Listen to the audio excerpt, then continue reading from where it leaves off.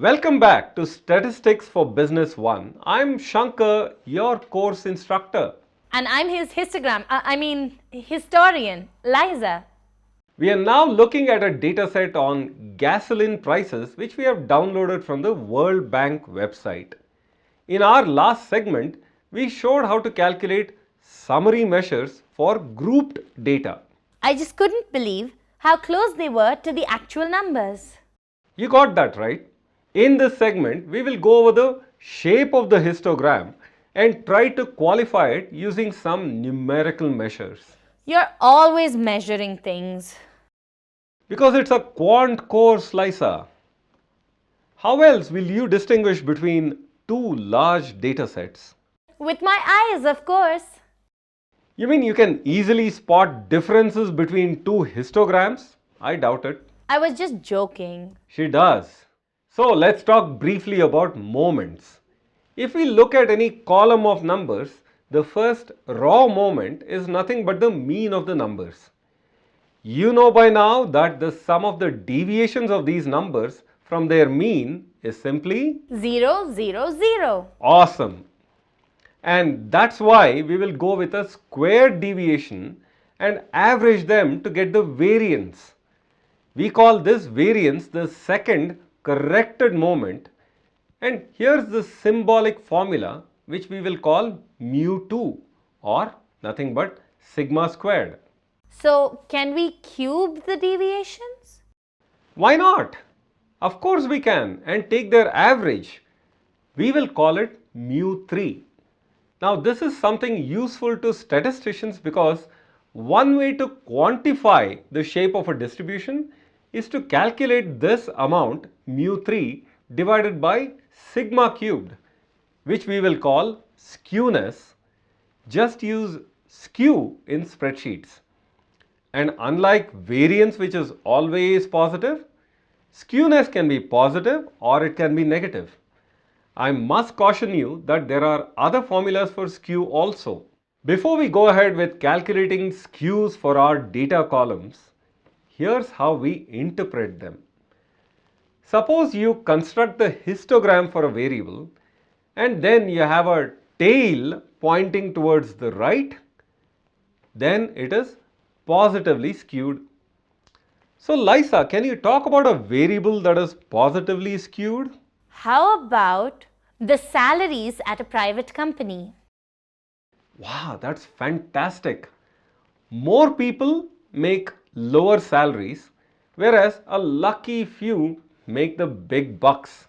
What's so positive about that? I don't know. So Liza, how about you come up with a data set that has negative skew? How about something whose price went up and is on the way down now? I know, like the price of vanilla. This is a common mistake. You see, the y-axis does not take anything other than a frequency when you're looking at histograms or distributions.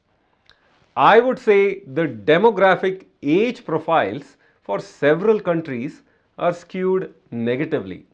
Now, how about a business data set that has a negative skew? Well, we need to go no further. Let's just use the skew function on our spreadsheet of gasoline prices. So let me go ahead and calculate the skew using the skew function. So I have skew of everything from this cell all the way down, which is Control Shift down arrow or Command Shift down arrow in the Mac. And what do I have as my skew? Minus 0.14 for the year 2008. Now, how do I calculate skews for the other years?